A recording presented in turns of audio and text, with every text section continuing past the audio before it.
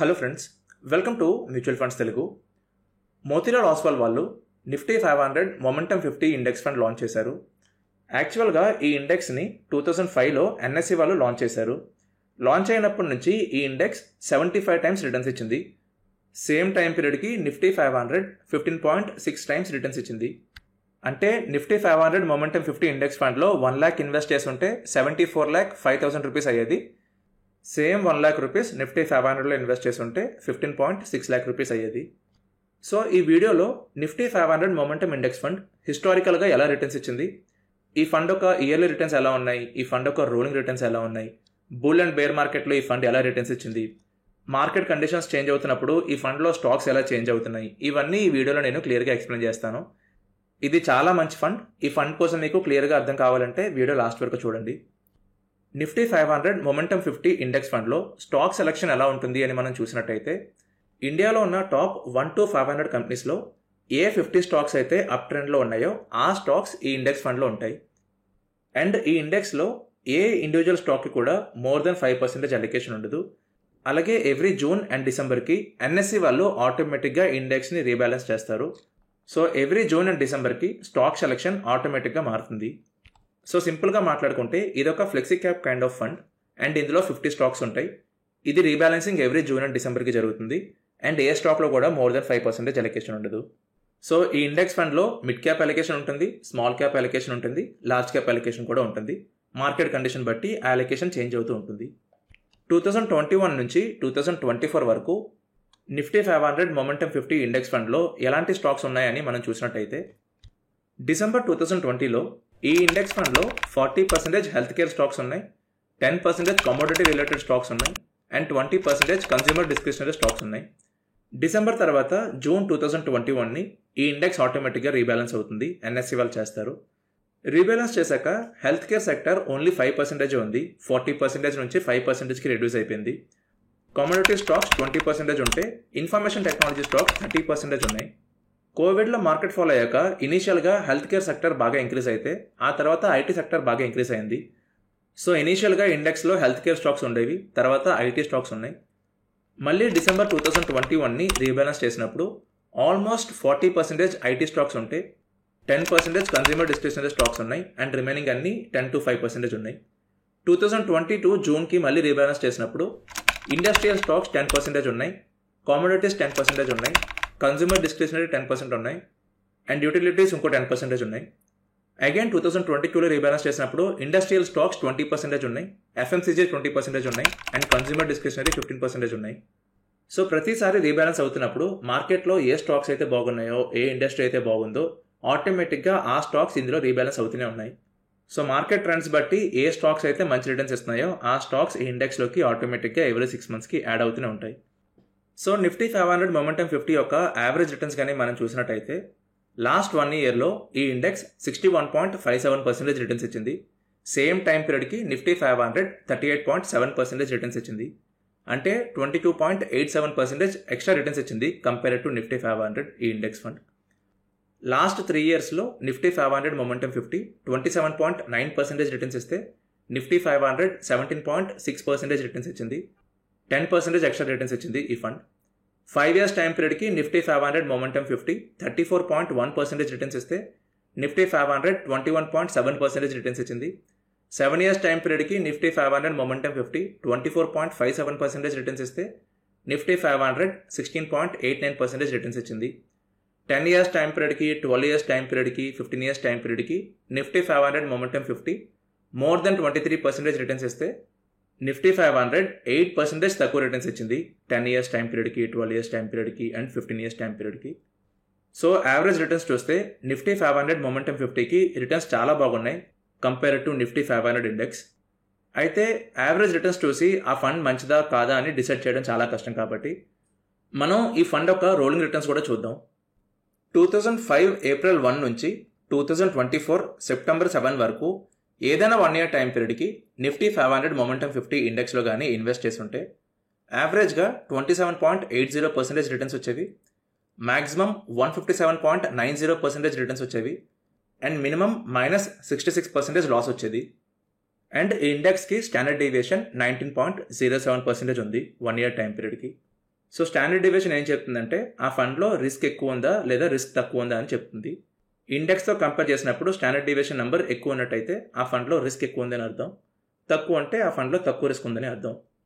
So 1 year time పీరియడ్కి Nifty 500 index fund యొక్క rolling returns కానీ చూసినట్టయితే యావరేజ్గా 17.18% రిటర్న్స్ వచ్చేవి, మ్యాక్సిమం 118.55% రిటర్న్స్ వచ్చేవి, అండ్ మినిమం -59.78% లాస్ వచ్చేది. అండ్ స్టాండర్డ్ డీవియేషన్ నిఫ్టీ 500కి 11.40% ఉంది. And chance of beating market 75.18% ఉంది నిఫ్టీ 500 మొమెంటమ్ 50కి. అంటే out of 4,573 different 1 year time periods Nifty 500 momentum 50 75% times Nifty 500 కంటే ఎక్కువ రిటర్న్స్ ఇచ్చింది అని.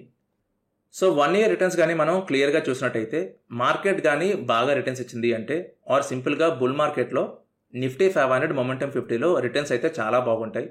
40% ఎక్స్ట్రా రిటర్న్స్ వచ్చాయి బుల్ మార్కెట్లో. కానీ మార్కెట్ ఫాల్ అయితే మాత్రం లాస్ కూడా అలాగే ఉంటుంది. ఇండెక్స్తో కంపేర్ చేస్తే 6% ఎక్కువ లాస్ అవ్వచ్చు ఈ ఫండ్. అలాగే 2005 నుంచి 2024 వరకు ఏదైనా 3 year టైం పీరియడ్కి నిఫ్టీ 500 మొమెంటమ్ 50లో కానీ ఇన్వెస్ట్ చేస్తుంటే యావరేజ్గా 21.20% రిటర్న్స్ వచ్చేవి, మ్యాక్సిమం 66.62% ప్రాఫిట్ వచ్చేది, అండ్ మినిమం -15.14% లాస్ వచ్చేది. అండ్ అగైన్ స్టాండర్డ్ డీవియేషన్ 19.38 ఉంది. సేమ్ టైం పీరియడ్కి నిఫ్టీ 500 ఇండెక్స్ యావరేజ్గా 13.15% రిటర్న్స్ ఇచ్చింది, మ్యాక్సిమం 38.31% ప్రాఫిట్ ఇచ్చింది, అండ్ మినిమం -9.46% లాస్ ఇచ్చింది. అండ్ స్టాండర్డ్ డీవియేషన్ నిఫ్టీ 500కి 12.95% ఉంది. అంటే 3 years టైం పీరియడ్కి Nifty 500 momentum 50 fund 7% extra risk తీసుకొని 7% యావరేజ్గా ఎక్కువ రిటర్న్స్ ఇచ్చింది అని. And chance of beating index కానీ చూసినట్టయితే 84% ఉంది. అంటే out of 4,076 records Nifty 500 momentum 50 84 times Nifty 500 కంటే ఎక్కువ రిటర్న్స్ ఇచ్చింది అని. 5 year రోలింగ్ రిటర్న్స్ కానీ చూసినట్టయితే నిఫ్టీ 500 మొమెంటమ్ 50 ఫండ్ యావరేజ్గా 20.40% రిటర్న్స్ ఇచ్చింది, మ్యాక్సిమం 36.25% ప్రాఫిట్ ఇచ్చింది, అండ్ మినిమం -4.39% లాస్ ఇచ్చింది.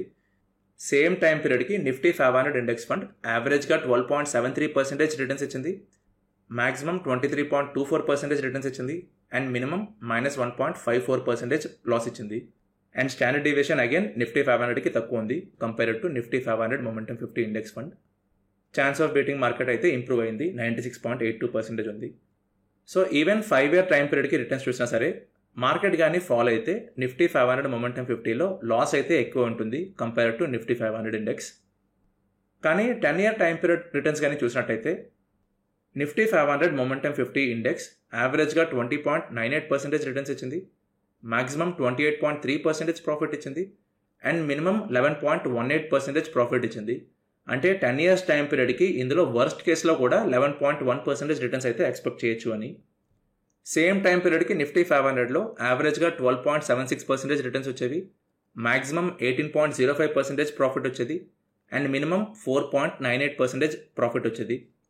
సో 10 years టైం పీరియడ్కి నిఫ్టీ 500లో కానీ ఇన్వెస్ట్ చేస్తే 4.98% మినిమం రిటర్న్స్ వచ్చేవి. కానీ నిఫ్టీ 500 మొమెంటమ్ 50లో మాత్రం లీస్ట్ రిటర్న్స్ 11.18 ఉన్నాయి. అండ్ మార్కెట్ కానీ బాగుంది అంటే ఆ రిటర్న్స్ 20+ ఉంటాయి ఈజీగానా. And chance of beating market 100% ఉంది. సో రోలింగ్ రిటర్న్స్ చూస్తే ఒకటైతే క్లియర్గా ఉంది, Nifty 500 momentum 50 index fund on and average ప్రతి టైం పీరియడ్లో మోర్ దెన్ 20% రిటర్న్స్ ఇచ్చింది. అండ్ మార్కెట్ ఫాలో అయితే మాత్రం ఎక్కువే ఫాలో అవుతుంది, ప్రొవైడెడ్ లాంగ్ టైం పీరియడ్లో మాత్రం మోర్ దెన్ 11% రిటర్న్స్ అయితే ఈజీగా ఈ ఫండ్లో రావచ్చు. దీంతోపాటు ఈ ఫండ్లో ఇంకో పాయింట్ ఏంటి అంటే మార్కెట్ ఇంక్రీజ్ అయినప్పుడు ఈ ఫండ్లో మంచి రిటర్న్స్ వస్తున్నాయి, మార్కెట్ ఫాలో అవుతున్నప్పుడు ఈ ఫండ్ ఎక్కువ ఫాలో అవుతుంది. సో ఈ ఫండ్లో బుల్ మార్కెట్లో మనకి ఎక్కువ రిటర్న్స్ వస్తాయి, కానీ bear market and sideways మార్కెట్లో ఈ ఫండ్లో మనం లాస్ ఎక్స్పెక్ట్ చేయొచ్చు లేదా తక్కువ రిటర్న్స్ ఎక్స్పెక్ట్ చేయొచ్చు. సో 2008లో ఈ ఫండ్ లాస్ అయింది, 2016లో ఈ ఫండ్ ఎక్కువ లాస్ అయింది, 2018లో కూడా లాస్ అయింది, 2022లో కూడా లాస్ అయింది. 2008 అనేది బేర్ మార్కెట్, కానీ 2016, 2018 అండ్ 2022 సైడ్ వేస్ మార్కెట్. ఇది సైడ్ వేస్ మార్కెట్లో కూడా ఈ ఇండెక్స్లో లాస్ అయితే ఎక్కువే ఉంది.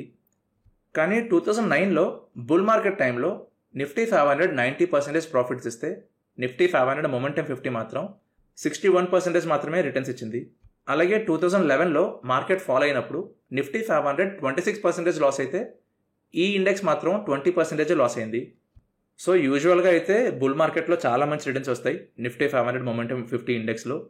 అండ్ సైడ్ వేస్ మార్కెట్లో అండ్ బేర్ మార్కెట్లో అయితే రిటర్న్స్ ఎక్స్పెక్ట్ చేయొద్దు. కానీ ఎప్పుడో ఒకసారి బేర్ మార్కెట్లో కూడా బాగానే పర్ఫామ్ చేస్తుంది, బుల్ మార్కెట్లో కూడా తక్కువ రిటర్న్స్ రావచ్చు. ఇది ఎప్పుడో ఒకసారి జరగచ్చు, ప్రీవియస్గా జరిగింది కాబట్టి ఫ్యూచర్లో కూడా జరిగే ఛాన్స్ ఉంది. సో ఇది నిఫ్టీ 500 మొమెంటం 50 ఫండ్ ఒక కంప్లీట్ అనాలిసిస్. ఇప్పుడు ఈ ఫండ్ మీరు చూసారు కాబట్టి మీకు ఒక క్లారిటీ వచ్చి ఉంటుంది దట్ ఈ ఫండ్లో రిస్క్ అయితే ఎక్కువ ఉంది కానీ ప్రాఫిట్స్ మాత్రం చాలా బాగున్నాయి.